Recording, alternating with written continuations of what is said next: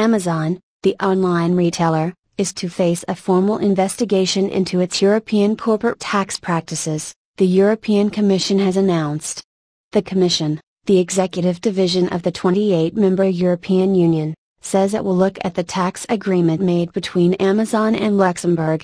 It suspects the deal amounts to state aid and a distortion of competition. But in a statement, Amazon said it had received no special tax treatment from Luxembourg.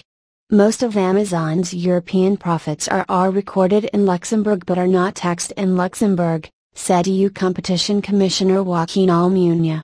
Explaining how the alleged tax avoidance worked, Mr. Almunia said, the Amazon subsidiary in Luxembourg records most of the group's Europe profit. It pays a royalty to another entity in Luxembourg. At this stage we consider the amount of this royalty, which lowered the taxable profits of Amazon, was not in line with market conditions. Luxembourg agreed to limit the amount subject to tax. But Amazon has denied any wrongdoing, saying we are subject to the same tax laws as other companies operating here.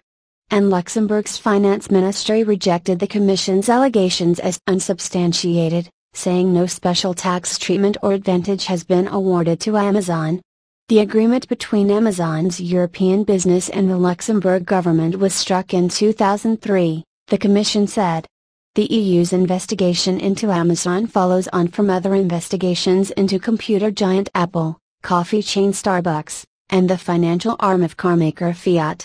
It is only fair that subsidiaries of multinational companies pay their share of taxes and do not receive preferential treatment which could amount to hidden subsidies, said Mr. Almunia. The EU has been concerned for many years about the ability of multinationals to structure their companies in such a way that they pay as little tax as possible, shifting profits and costs between divisions in different countries. It has accused some countries, such as Ireland, the Netherlands and Luxembourg, of helping companies avoid tax. For example, the Commission believes Ireland gave illegal state aid to Apple. Ireland's corporate tax rate is set at 12.5%. But Apple enjoys an effective tax rate of 2%, due to the way it channels overseas sales through its subsidiaries.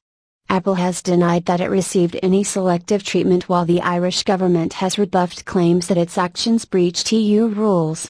Companies found guilty of breaching EU rules on state aid could be forced to repay what Brussels calculates as the amount of financial